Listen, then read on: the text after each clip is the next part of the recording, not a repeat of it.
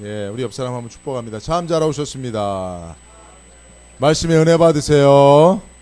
네, 좋습니다. 오시면 우리 서로 또 이렇게 환영 인사도 해주시고 또 따뜻한 악수와 포옹도 서로 해주시고 이렇게 격려해 주시고 축복해 주시면 좋을 것 같습니다. 예, 오늘은 말씀은 생명의 양식입니다 라고 하는 제목으로 말씀 전하고자 합니다. 말씀 들을 때 성령께서 함께 하여 주시기를 원합니다. 여러분들 마음이 뜨거워질 수 있기를 바랍니다. 또 은혜 받고 또 말씀 때문에 살아갈 힘을 얻을 수 있기를 주님의 이름으로 축복합니다. 예.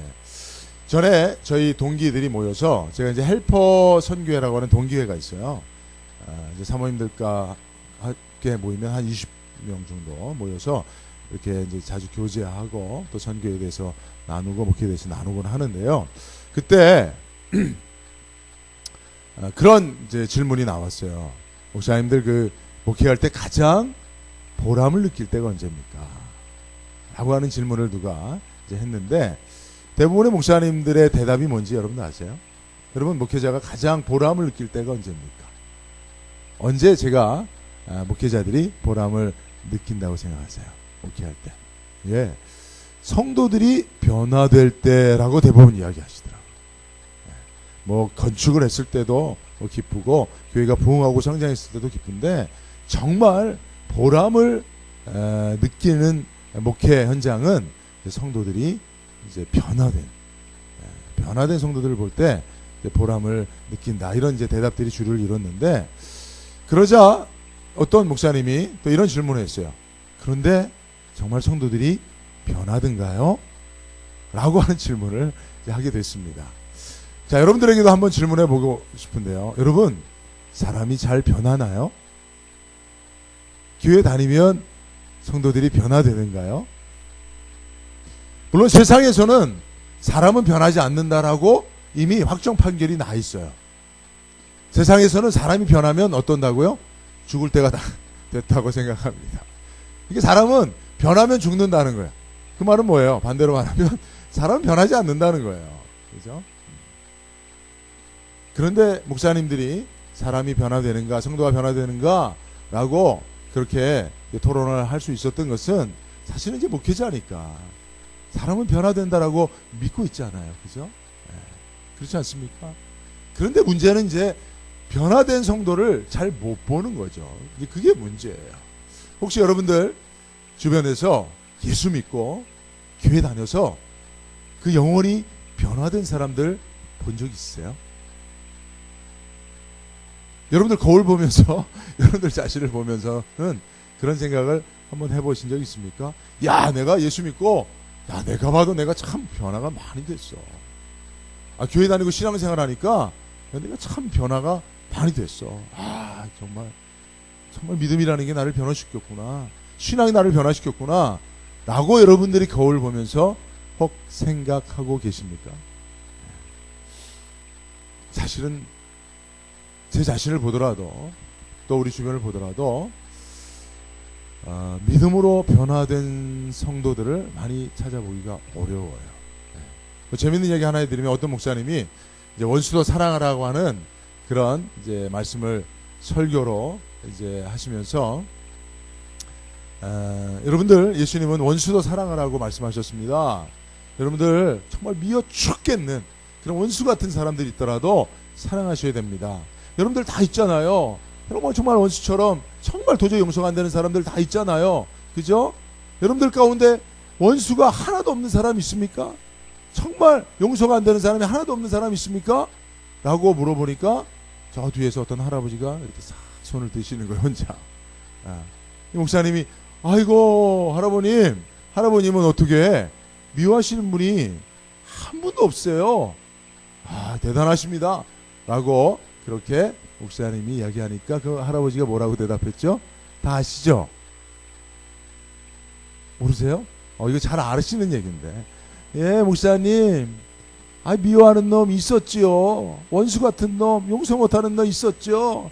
근데 내가 오래 살다 보니까 다 죽었어요. 그래서 지금은 하나도 없어요.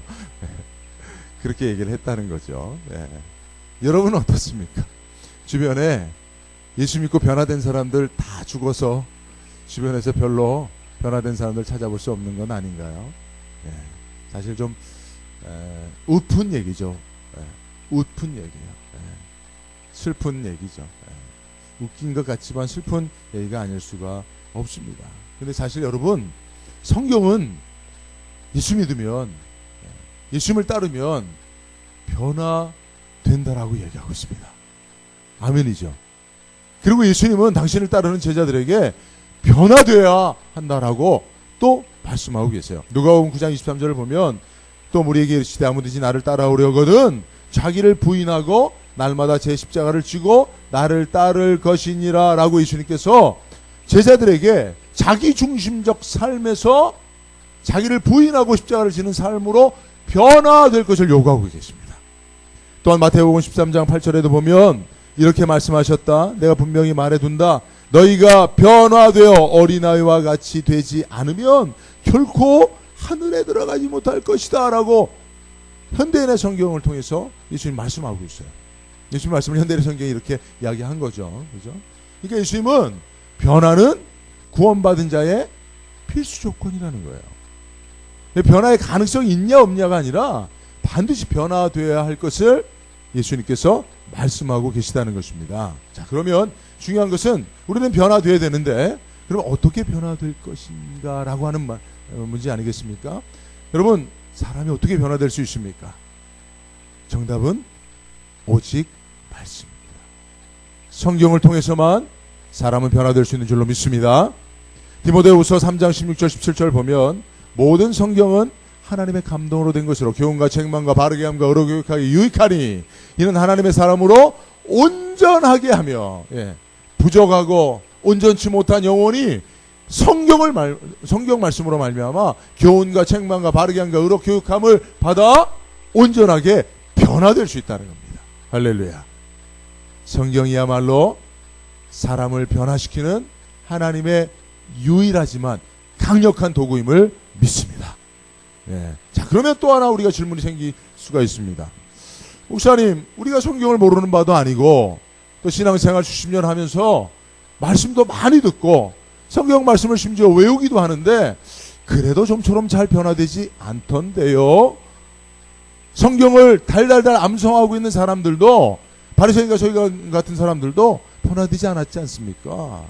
어떻게 성경이 사람을 변화시킬 수 있다라고 말씀하시죠? 라고 질문할 수 있을 거예요. 자, 그것은 그 질문에 대한 대답은 오늘 우리가 이제 읽었던 예수님이 비유로 말씀하신 씨 뿌리는 비유에서 그 해답을 가르쳐주고 있어요. 하나님의 말씀이 성경이 한 사람 안에서 열매를 맺지 못하는, 즉 변화를 일으키지 못하는 분명한 이유가 있기 때문에 그렇습니다. 혹여나 여러분, 저와 여러분들도 하나님의 말씀을 많이 듣고 오늘도 여러분들 설교를 듣고 있잖아요. 그죠? 오늘 여러분들이 이렇게 설교를 이렇게 잘 경청하고 있으신데요. 말씀을 듣고도 내 영혼이 변화되지 않는다면 결국은 그 이유가 있을 것인데 그것은 말씀이 열매를 맺지 못하고 우리를 변화시키지 못하는 분명한 이유가 있기 때문입니다. 오늘 예수님은 이 말씀을 특별히 어떤 특정한 대상들을 산정해 놓고 말씀하고 계시니 그들은 바로 바리새인과 서기관들 같은 사람들이에요. 그런 류의 사람들인데 우리가 이 말씀을 오늘 들으면서 내가 혹여나 그런 사람 부류에 속한 사람은 아닌가라고 한번 생각해 보며 성경을 1인칭 시점에서 바라보시며 말씀을 들을 수 있기를 축복합니다. 자, 구체적으로 씨 뿌리는 비유에 대해서 설명을 하도록 하겠습니다. 두 가지 큰 틀에서 말씀을 드리겠는데 이제 길과 같은 마음에 대한 밭에 대한 이야기 전에 먼저는 씨에 대한 얘기를 좀 먼저 하려고 그래요. 여러분 오늘 씨 뿌리는 비유에서 예수님께서 비유로 말씀하시는 씨앗은 뭡니까? 씨앗은 무엇을 말씀하는 것이죠? 말씀이죠. 그죠? 말씀이에요. 그러니까 여러분 말씀이 뿌려져야 됩니다. 그러니까 사실은 이 씨가 중요한 거예요. 그러니까 여러분 씨 뿌리는 자를 여러분 설교자로 한다면 제가 여러분들에게 무엇을 뿌려야 됩니까? 씨를 뿌려야 되는데 그 씨는 말씀이어야 된다는 거예요. 말씀이 아닌 다른 씨앗을 뿌리면 그 이유는 아무것도 기도할 수 없는 거죠. 그죠? 근데 만약에 이제 씨 뿌리는 자를 여러분들 자신이라고 생각한다면 여러분들 자신들도 여러분들의 마음밭에 말씀의 씨를 뿌릴 수 있길 바랍니다. 제가 왜 이 말씀 드리냐면요. 여러분 지금 이제 우리가 인터넷 시대가 시작됐고 지금은 유튜브 시대라고 그럽니다. 유튜브 시대. 이제 우리 그 자녀 세대를 Z세대라고 하는데 그 자녀 세대를 유튜브 세대라고 그래요. 저희는 뭐 이렇게 이제 뭐 네이버나 뭐 구글을 통해서 검색하는데 걔들은 검색도 유튜브를 통해서요. 다 유튜브를 통해서. 그죠? 그래서 지금 이제 많은 사람들이 이제 유튜버가 되는데 이 그 파워 유튜버들 가운데 설교자들이 있어요. 설교자들이. 그래서 저도 한번 들어가 보면 어떤 목사님의 설교를 조회해서 이렇게 영상을 본 사람들이 설교 한 번에 수십만 명이 되기도 하더라고요. 그러니까 여러분 그것은 어떤 것을 이제 보여주냐면 많은 성도들이 말씀에 갈급해하고 있다는 거예요. 그러니까 교회 가서 듣는 설교로는 충분히 만족하지 못하고 있다고 하는 그런 증거일 수도 있어요. 제가 성도님들 얘기 들어보니까 정말 많은 분들이 유튜브를 통해서 많은 분들의 설교를 매일 듣고 있더라고요.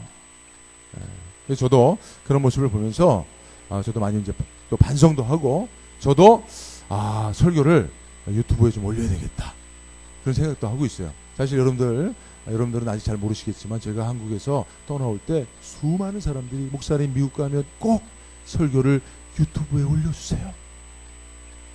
안 믿기죠?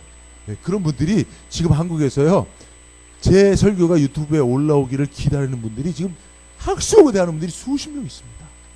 수백 명은 안 되나? 어쨌든 네, 그런 분들이 있어요. 그래서 저도 이제 올리려고 생각을 하고 있는데 근데 여러분 우리가 좀 반성할 부분이 있어요.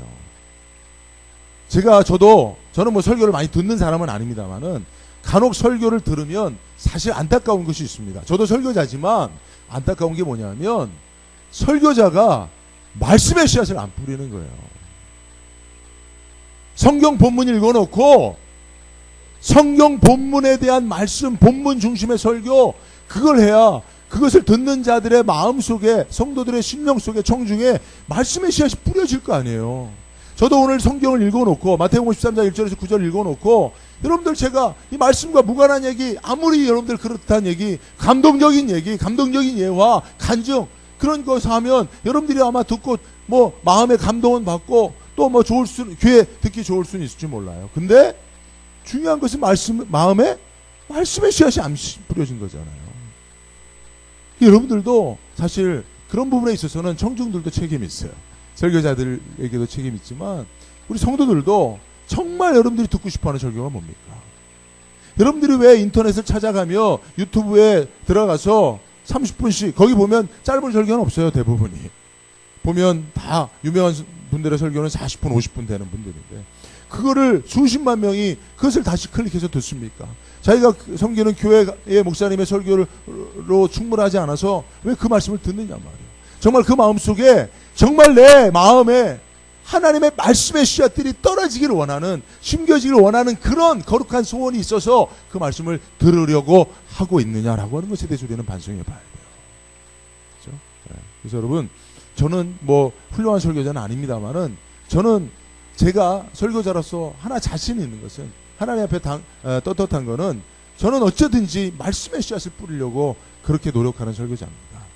본문을 읽어놓고 딴 얘기하지 않는 그냥 성경 중심적인 설교를 하려고 정말 애를 쓰고 있는데 여러분들도 제 설교가 뭐 좀 딱딱하거나 어렵거나 또 좀 전달에 부족한 부분이 있다 할지라도 여러분들의 마음으로 정말 말씀의 씨앗이 마음밭에 뿌려지기를 소원하는 마음으로 설교를 들어주시기를 부탁을 드립니다. 예. 이것이 처음에 중요한 거예요. 그죠? 예. 말씀의 씨앗이 뿌려지지 않으면 30배, 60배 말씀의 열매들이 거둬질 수가 없는 거예요.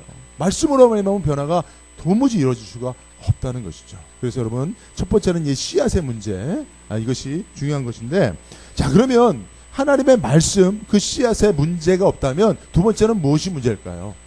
왜 말씀을 듣고도 말씀을 받고도 변화되지 못하는 걸까요? 열매를 맺지 못하는 걸까요? 그것은 이제 말씀을 받는 마음밭에 문제가 있는 거겠죠. 그죠? 마음밭. 자, 오늘, 자, 지금부터는 여러분들 지금 말씀을 제가 전하고 있습니다. 말씀의 씨앗을 이제 뿌리고 있는 거예요, 여러분들에게. 예. 여러분, 이스라엘은, 그, 씨앗을 뿌릴 때 이렇게 하나하나 이렇게 파종하지 않아요. 씨앗을 먼저 쫙 이렇게 바람에 날려서 이렇게 막 뿌립니다. 그리고 난 다음에 밭도 기경하고 또 그렇게 하는 것입니다. 순서를 그렇게 하는데, 제가 지금 여러분들에게 이제 말씀의 씨앗을 이렇게 이제 뿌리고 있습니다. 이제 여러분들의 마음밭에 이제 말씀의 씨앗들이 이제 떨어지고 있어요. 근데 중요한 것은 여러분들의 마음밭이 어떤 마음밭이냐에 따라서 여러분들에게 뿌려진 말씀이 열매를 거둘 수 있느냐, 그렇지 않느냐 결정된다는 거예요. 자, 그러면 그 마음은 세 가지 마음입니다. 특별히 네 가지 마음인데 세 가지는 열매를 거둘 수 없는 마음이에요. 오늘 저는 요 세 가지 마음만 아니면 여러분들의 마음은 착하고 좋은 마음밭이 되어서 열매를 거둘 수 있게 되는 건 아니겠습니까?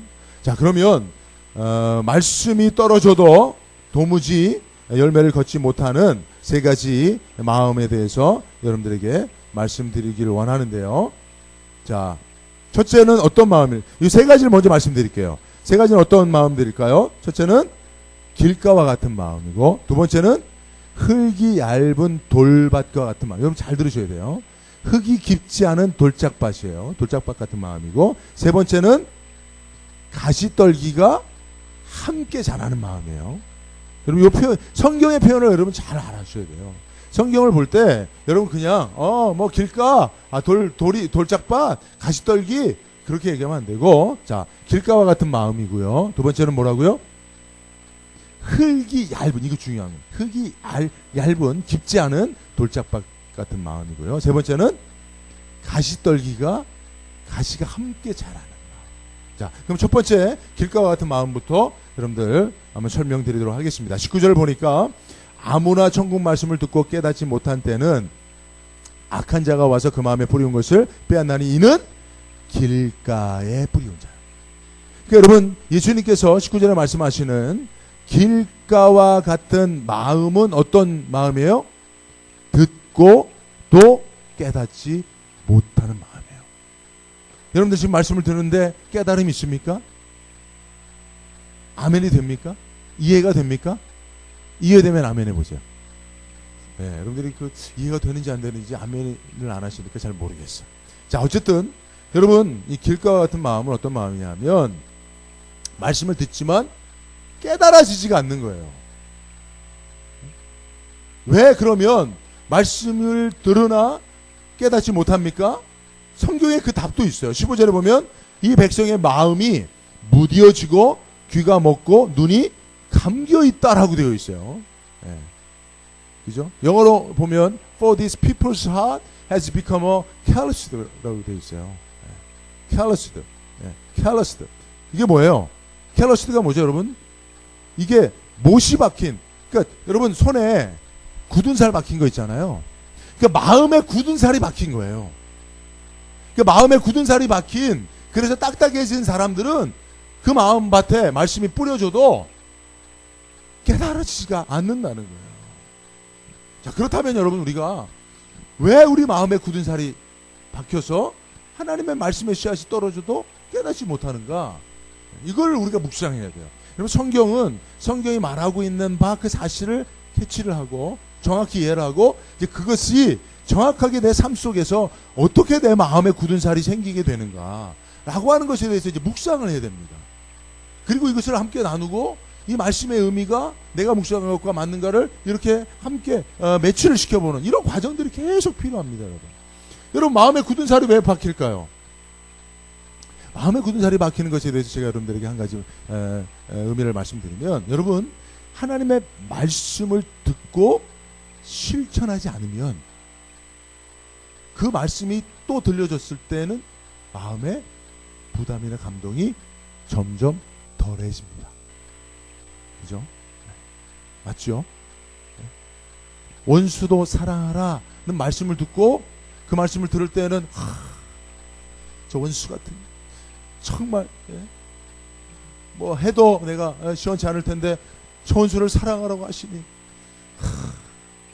이 말씀을 어떻게 지키겠노? 그러나 주님께서 원수 같은 나를 죄인 되었던 하나님의 원수 되었던 나를 사랑하셔서 나를 위해 십자가에 죽어주셨으니 나도 이 사랑 받았으니 나도 하나님의 원수로서 하나님의 사랑을 받았으니 나도 원수를 사랑해야지 하고 하려고 하는데 안 되는 거예요. 그래서 에이 원수가 많은 것도 아니고 저놈 하나뿐인데 저놈만 하나 안 사랑하고 나머지 다 사랑해야지 이러면서 하나님의 말씀을 듣고도 실천하지 않는 삶이 반복되면 그 다음에 또 하나님께서 원수도 사랑하라 라는 말씀을 들을 때 그냥 마음이 굳은 살이 박혀버리는 거예요. 그래서 조금도 그 말씀에 대한 반응을 보이지 않는 거예요. 이런 사람들은 나중에 어떻게 되냐면 말씀을 기대하지 않는 거예요. 왜? 자기가 그 말씀을 지켜 행할 수 있는 능력이 없다라고 스스로 판정해버리고 지킬 마음조차도 갖지 못하고 그래서 말씀을 기대하지 않는 거예요. 그런 마음들이 바로 오늘 마음이 무뎌지고 손에 못이 박히듯이 굳은 살이 마음에 박힌 그런 사람들입니다. 그래서 여러분들의 마음이 혹시 그러하진 않은가. 그래서 여러분 말씀을 듣고요. 그 말씀을 실천하려고 힘쓰는 것이 중요합니다. 그리고 그 말씀을 반드시 실천해내 성공하는 것이 중요해요. 안 그러면 하나님의 말씀을 여러분들이 취사 선택하게 되고요. 또 하나님의 말씀을 들어도 마음에 조금도 반응을 보이지 않는 냉랭한 마음이 되는 거예요. 굳어진 마음이 되는 거예요. 무뎌진 마음이 되는 거예요. 그런 사람들에게는 말씀이 뿌려져도 길가와 같아서 그 말씀이 조금도 그 마음에 뿌리를 내리지 못하고 그것을 마귀가 빼앗아가 버리는 거죠. 그러니까 여러분 말씀은 사실은 은혜 받기 위해서 듣는 게 아니라 행하기 위해서 듣는 것인 줄로 믿습니다. 말씀을 들으며 그 말씀을 내가 어떻게 순종하여 행하여 실천할 것인가에 대해서 초점을 가지고 말씀을 들어야 됩니다. 그리고 한 주간은 그 말씀을 가슴에 품고 이 말씀을 내 삶 속에 어떻게 실행해 갈 것인가 라고 하는 것, 그것이 바로 말씀을 듣는 태도인데 이것을 사도행전 17장 11절에는 베레아 사람들의 이야기를 들어서 베레아 사람은 데살로니가에 있는 사람보다 더 어떻게 해요? 신사적. 그래서 간절한 마음으로 말씀을 듣는 거예요. 그죠? 마음이 무뎌진 것과 정반대의 마음이 간절한 마음이에요. 그러니까 여러분 베레아 사람들은 말씀 앞에서 어땠어요? 신사적이 됐다는 거예요. 여러분들도 오늘 말씀 앞에 서 있는 줄로 믿습니다. 말씀을 대면하고 있는 줄로 믿습니다. 여러분들 말씀 앞에 신사적이 되세요. 사람들 앞에는 신사적이고 아주 예의 바르지만 말씀 앞에 신사적이 돼야죠. 말씀 앞에 신사적이 된다는 것은 뭐냐? 베레아 사람들의 예를 들면 간절한 마음을 갖는 거예요. 여러분 오늘 교회 오시면서 오늘 나에게 들려질 말씀에 대한 간절함이 있으셨습니까? 하나님이 저를 도구로 사용하셔서 여러분들에게 전하는 말씀에 대한 사모함이 있으셨습니까? 그게 있어야 돼요. 그게 여러분들 하나님 앞에, 특별히 하나님 말씀 앞에 신사적인 거예요. 그리고 그 말씀을 그런 간절한 마음으로 받을 뿐만 아니라 이것이 그러한가 하여, 이게 그러한가 하는 건 뭐냐면 아멘이라는 거죠. 아, 이 말씀은 진리일 거야. 이 말씀은 하나님의 말씀이고 생명의 말씀이고 나의 삶 속에 꼭 필요한 말씀이야 라고 생각하고 날마다 성경을 상고하고 연구하고 실천해내는, 이게 말씀 앞에 신사적인 태도입니다. 여러분들이 사람들 앞에도 신사적이고 우리 교회가 정말 세상 앞에도 신사적인 교회가 되어질 뿐만 아니라 무엇보다도 하나님의 말씀 앞에 신사적인 교회가 될 수 있기를 바랍니다. 그래서 제가 꼭 하고 싶은 게 있어요. 제가 여러분들과 함께, 남가주 안덕교회 성도들과 함께 꼭 하고 싶은 게 뭐냐면, 여러분들 하나님의 말씀을 좀 묵상하고 실천하고 나누는 모임을 하고 싶어요. 제가 한국에 있을 때도 말씀 묵상 실천 나눔 모임을 했었어요. 그거는 그냥 설교는 30분 40분 뭐 길어봤자 뭐 45분 50분인데 그거는 한 뭐 시간이 좀 제한을 두지 않고 여러분들이 한 주간 묵상한 말씀들, 또 들은 말씀, 설교로 들은 말씀들을 여러분들 자신의 말로 좀 나누고 그래서 실천한 것들을 이렇게 소그룹으로 모여서 나누는 모임을 꼭 하려고 합니다. 제가 언젠가 이제 곧 조만간 그 모임이 있다라고 여러분들 발표를 하면 여러분들이 구름대처럼 볼대처럼 달려오시길 바랍니다. 아시겠죠? 네, 함께 하시길 바래요. 가장 중요한 것입니다. 제 목회에 있어서 가장 중요한 핵심 사역이라고 저는 생각을 하는데요.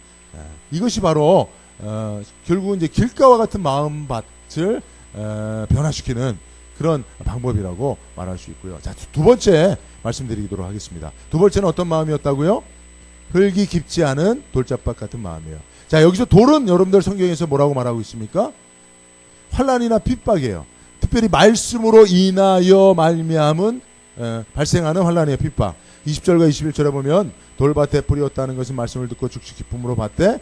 그 속에 뿌리가 없어 잠시 견디다가 말씀을 인하여 환난이나 핍박이 일어난다는 거예요. 자, 여러분, 이 말씀 아멘입니까? 여러분, 말씀 때문에 환난과 핍박이 있다는 사실을 믿으세요? 믿으시죠? 그죠? 여러분, 말씀대로 살면 복을 받는 게 아니에요, 사실은. 복도 받지만 환난과 핍박을 먼저 받아요. 말씀대로 살면 그 말씀 때문에 환난과 핍박이 일어난다니까요.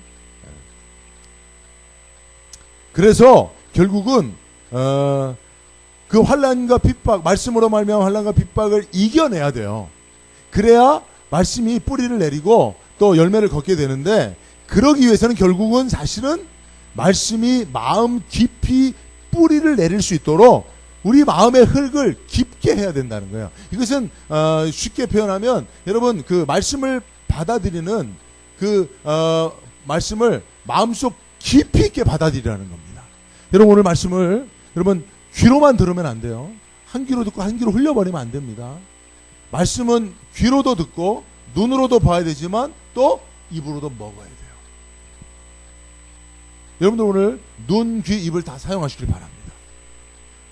그리고 여러분들의 들려진 말씀이 여러분들의 마음 깊이까지 뿌리를 내리도록, 이것을 저는 이제 말씀의 사상화, 말씀의 체질화, 말씀의 생활화, 이렇게 말하고 싶은데요. 여러분들의 말씀이 그냥 지식으로 끝나면 안 돼요.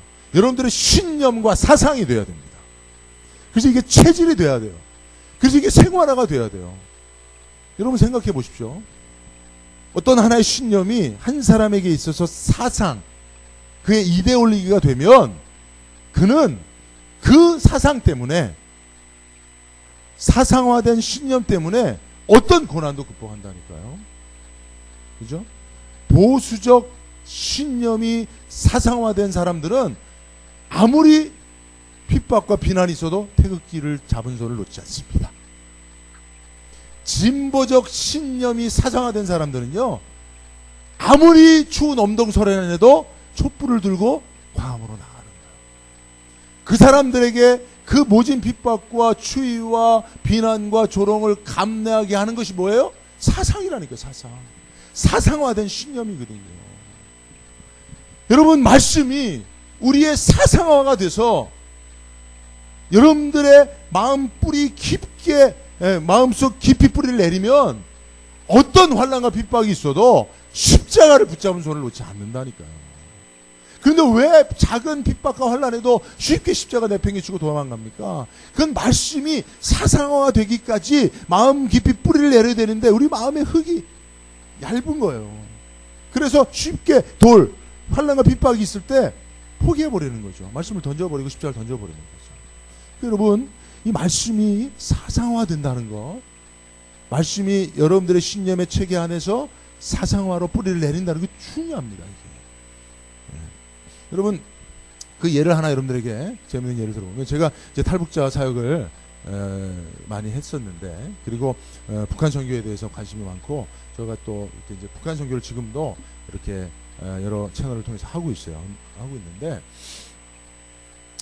이제 탈북자의 간증을 직접 들은 건데, 이제 탈북자가 가족들을 데리고, 이제 어린 아이가 딸이 있었나 봐요. 초등학교 들어가기 전에 한 6살, 6살 된 딸인데, 이 딸을 데리고 이제 압록강인가? 강을 이렇게 이제 딱 건너려고 막 하는데, 딸이 아버지 옷자락을 붙잡는 거예요. 딸이 뭐라 그랬는지 아세요? 아버지, 나는 못 가겠시오. 어찌 아버지 수령을 배반하고 등을 진다 말이오. 나는 못 가겠으니 아버지나 가시라요. 이 딸이 그렇게 아버지한테 얘기를 했다는 거예요. 여러분, 이 사상이 무서운 겁니다.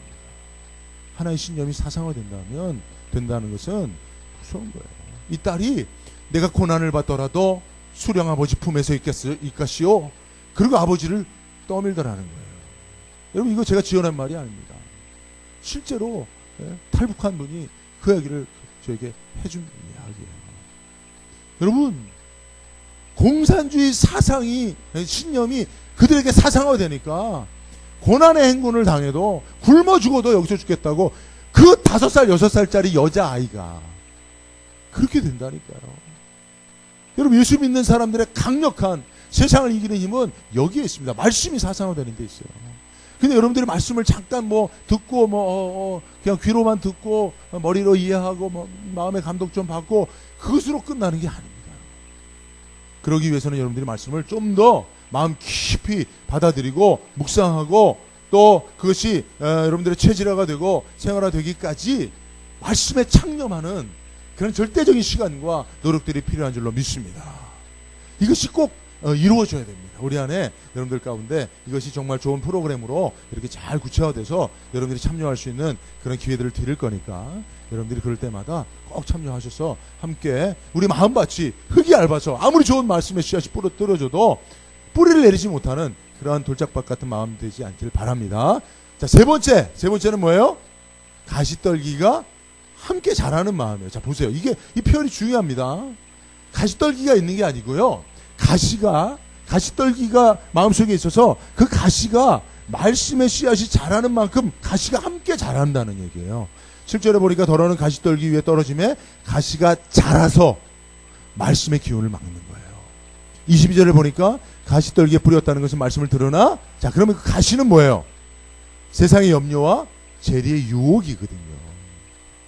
그러니까 여러분, 우리 마음밭에 하나님의 말씀이 떨어졌어요. 그 말씀이 뿌리를 내려서 이제 싹을 내고 자라납니다. 그래서 열매를 거둬야 되잖아요. 꽃을 피우고 열매를 거둬야 되잖아요. 그런데 문제는 그 옆에 가시가 함께 자라는 거예요. 근데 이 가시는 누가 뿌렸습니까? 여러분, 오늘 본문의 말씀 이후에 있는 말씀이 알곡과 가라지 비유예요. 이거 사실 연결되어 있는 거거든요. 바로 원수가 와서 우리 마음밭에 가시 같은 것들을 뿌려놓은 거예요. 그래서 마귀가 우리 마음밭에 하나님이 말씀의 씨앗을 뿌리는 것을 반대할 수는 없잖아요. 막을 수는 없잖아요. 그러니까 하나님의 말씀의 씨앗이 뿌려진 마음에서 말씀의 열매를 거두지 못하도록 가시를 뿌려놓는 거예요. 가라지를 뿌려놓는 거예요. 그래서 함께 자라서 말씀의 열매 씨앗보다 가시가 더 크게 자라게 해서, 여러분, 그 땅은요, 어떤 하나가 이런 게 가라지가 자라고 그죠, 잡초가 자라면 알곡이 못 맺어집니다. 영양분이 다 빼져버리니까. 그러니까 결국은 우리 마음밭에 말씀만 자라나야 30배, 60배, 100배 열매를 거두는데 가시가 함께 자라고 있는 거예요. 오늘 여러분들의 마음밭을 한번 살펴볼 수 있길 바랍니다. 오늘 말씀을 통해서 저는 이 가시 중에 하나가 바로 마귀가 뿌려놓은, 성도들의 마음속에 뿌려놓은 가시 중에 하나가 기복주의라고 생각해요. 예수 믿고 구원도 받고 복도 받자는 거죠. 알곡도 가라지도 함께 뿌려놓는 거예요. 여러분, 이거는 마귀가 뿌려놓은 겁니다. 여러분, 예수 믿고 구원받으면 다 된 줄로 믿으시기 바랍니다. 예수 믿고 구원받고 천국 백성 되어지면 다 된 거예요. 그 다음에 뭐가 더 필요한 겁니까? 필요한 것들이 많죠. 그러나 이것은 예수 믿으면, 구원받았으면, 하나님의 자녀 되고 천국 백성 됐으면 이거는 저절로 이루어지는 거예요. 이거를 함께 구하서는 절대 안 되는 거죠. 여러분, 성경 말씀 마태복음 30장 6장 30절부터 34절 말씀인데요. 여러분, 이 말씀 쭉 보십시오. 오늘 있다가 내일 아궁이에 던지는 두 풀도 하나님이 이렇게 입히시거든 하물며 너희일까 보냐 믿음이 적은 자들아, 그러면 염려하여 이르기를 무엇을 먹을까 마실까 입을까 하지 마라. 이거 다 이방인들이 구하는 것이다. 너희 하늘 아버지께서 모든 게 너희에게 있어야 할 줄 아신다. 그런즉 너희는 뭐라고요? 자, 이거 한번 읽습니다. 33절 시작.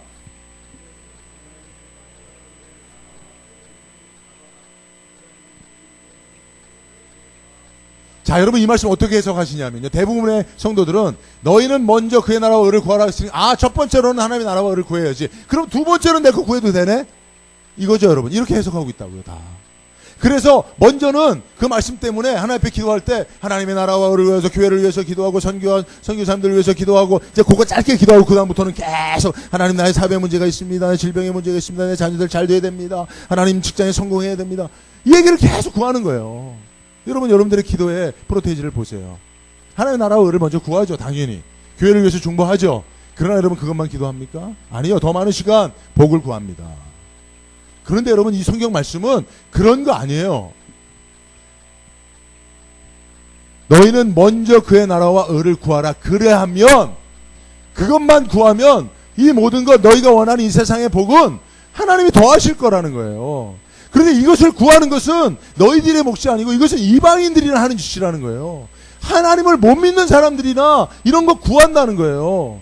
하나님 믿는 사람들이 이거 구하고 두 번째 구한다는 게 아니에요. 하나님 믿는 자녀들은 널 그거 두 번째 구해야 되는 그런 뜻이 절대 아닙니다. 그런데 마귀가 우리를 속여서요. 우리가 다 그거 속았어요. 그래서 먼저 하나님의 나라를 구하고 두 번째부터는 이거 구해도 되지 하고 그렇게 이방인들이나 하는 하나님의 존재 자체를 무시하는 자들이나 하는 그런 기도를 하고 있단 말이에요. 그러니까 우리 마음밭에 알곡과 가라지가 함께 자라는 구원의 은총도 좋지만 세상 복도 받아야 되겠다는 마음이 여전히 존재하는 거예요. 그리고 여러분 복음도 그렇게 전하잖아요. 예수 믿으면 구원받지만 사업도 잘 돼요. 문제도 해결돼요. 자녀 문제도 해결돼요. 여러분 이런 식으로 여러분들이 복음에 가라지를 섞어서 사람들에게 뿌리고 있지 않습니까? 아니에요. 그건 하나님이 알아서 해주시는 목이에요. 우리가 언급할 가치도 없는 거예요. 어찌 보면 이것을 언급하는 자를 향하여 예수님은 하나님도 모르는 이방인이라고 말씀하고 있는 것이니 여러분 오늘 우리의 마음속에 가시가 왜 자라고 있는가? 왜 세상의 염려와 죄의 유혹을 뿌리치지 못하는가? 라고 하는 것에 대해서 우리가 오늘 말씀을 통해서 정말 다시 한번 분명히 깨닫고 그죠? 여러분 죄와 욕망이 가득 찬 우리의 마음이 아무리 첫 번째는 하나님 나라를 구하고 두 번째는 너희에게 필요한 걸 구하라고 한다고 한들 여러분 사실은 두 번째에 초점을 맞출 수밖에 없어요. 하나님 이걸 잘하시기 때문에 예수님 잘하시기 때문에 첫 번째, 두 번째, 세 번째 이렇게 말씀하신 게 아니라는 사실을 여러분 꼭 말씀을 통해서 깨달으시고 혹시 여러분들의 마음속에 아직도 그래도 내가 생활하는데 필요한 것들은 내가 어떻게 하든지 뭐 교회도 좋고 믿음도 좋고 신앙도 좋고 인간관계도 좋고 내가 목사요 장로요 안수집사요 권사요 집사요 다 직분도 좋지만 내가 좀 더 이익을 얻기 위해서는 내가 어떻게 그렇게 믿음만 앞세울 수 있겠는가라고 하는 여러분들의 마음속에 여전히 자라고 있는 가시의 기운들이 있다면 오늘 다 뽑아버리시길 바랍니다. 하나님께서 그 모든 것들은 다 책임져 주신다고 말씀하고 계시네. 그 믿음을 가지고 여러분 마음속에 있는 가시를 다 제거하고 그래서 30배, 60배, 100배 열매를 걷는 착하고 좋은 마음밭들이 되시길 바랍니다. 자, 결론을 맺도록 하겠습니다. 자, 그러면 이제 열매를 맺지 못하는 세 가지 마음밭을 얘기했잖아요. 그죠? 길가와 같은 거, 그죠? 흙이 얇은 돌짝밭, 그리고 가시가 함께 자라는 마음. 자, 이런 마음들만 아니면 이제 우리가 말씀의 씨앗이 뿌려졌을 때 열매를 거두게 되는데 자, 그러면 말씀이 30배, 60배, 100배 열매를 거두는 마음은 어떤 마음밭이에요? 그렇죠. 좋은 땅이라 그랬어요. 근데 여기서 좋은 땅은 뭡니까? 누가복음 8장 15절에 보니까 자, 좋은 땅에 있다는 것은 똑같은 이제 병행 구절에 있는 말씀이잖아요. 좋은 땅에 있다는 것은 착하고 좋은 마음으로 말씀을 듣는 거예요. 여러분들 지금 마음밭이 착하고 좋은 마음이라면 여러분들의 마음밭에 뿌려진 말씀의 씨앗은 반드시 100배, 60배, 30배 열매를 거두게 될 줄로 믿습니다. 변화될 줄로 믿습니다. 여러분들의 삶을 소성케 하고 능력 있게 할 줄로 믿습니다. 자, 그러면 착하고 좋은 마음은 무엇이냐? 몇 가지만 여러분들에게 말씀을 통해 소개하고 말씀을 해줄게요. 여러분들 그냥 잠시 간단하게 들으시면 됩니다. 그러면 착하고 좋은 마음은 무엇이냐? 로마서 12장 2절은 이렇게 얘기합니다. 너희는 이 세대를 본받지 말고 오직 마음을 새롭게 함으로 변화를 받아 하나님의 선하시고 기뻐하시고 온전한 뜻이 무엇인지 분별하도록 하라. 하나님의 선하시고 기뻐하시고 온전하신 말씀 안에 있는 뜻을 분별하기 위해서는 먼저 마음이 새로워져야 되는 거예요. 하나님의 말씀 앞에 섰을 때 늘 마음을 새롭게 하시기를 주님의 이름으로 축복합니다. 자, 호세아서 10장 12절을 보면 현대의 성경은 이렇게 말합니다. 너희는 자신을 위해 의의 씨를 심고 사랑의 열매를 거두라. 너희 마음의 묵은 땅을 갈아라. 지금은 나 여호와를 찾을 때이다. 언젠가는 내가 너희에게 구원의 복을 쏟아 부어 주겠다. 예, 착하고 좋은 마음은 기경된 마음인 줄로 믿습니다. 고린도후서 1장 20절 하나님의 약속은 얼마든지 그리스도 안에서 예가 되니 그런즉 그로 말미암아 우리가 아멘하여 하나님께 영광을 돌리게 되느니라. 착하고 좋은 마음밭은 말씀 앞에 예 그렇습니다 라고 아멘하는 마음인 줄로 믿습니다. 자, 끝으로 한 가지만 더 말씀드립니다. 누가복음 24장 30절 34절 그들이 서로 말하되 길에서 우리에게 말씀하시고 우리에게 성경을 풀어주실 때 우리 속에서 마음이 뜨겁지 아니하더냐 하고 곧 그때로 일어나 예루살렘에 돌아갔다는 거예요. 그죠? 예루살렘을 떠나 믿음을 떠나 이제는 예수님의 제자의 삶을 떠나 세상으로 가던 두 제자가 엠마오로 가는 두 제자가 예수님을 만나서 예수님이 전한 말씀을 들을 때 그 마음이 어떻게 해요? 뜨거워졌다. 그렇게 착하고 좋은 마음은 말씀 앞에 뜨겁게 반응하는 마음입니다. 다음 주부터 이제 이 말씀을 여러분들 실천해서 한 주간 여러분들 이 말씀의 씨앗을 맺지 못하는 세 가지 마음을 다 해결하시고 정말 착하고 좋은 마음밭으로 하나님 앞에 나와서 정말 말씀 앞에 뜨겁게 반응하여서 그죠? 잘못된 길로 가다가도 말씀만 들으면 그 말씀 때문에 뜨거워진 마음으로 다시 사명자의 삶으로 돌이킬 수 있는 저와 여러분들 될 수 있기를 주님의 이름으로 축복합니다. 기도합니다. 거룩하신 하나님 감사합니다. 오늘도 귀한 말씀 우리 사랑하시는 남가주 안디옥교회 성도들에게 뿌려주시니 감사합니다. 말씀을 듣고 100배, 60배, 30배 열매를 거두길 원하오니 우리의 마음밭을 변화시켜 주옵소서. 그리하여서 착하고 좋은 마음밭이 되어서 하나님의 말씀으로 우리의 영혼이 변화되어지고 우리의 영혼이 변화될 뿐만 아니라 영원까지도 변화되어지는 그런 복된 삶이 되게 하여 주옵소서.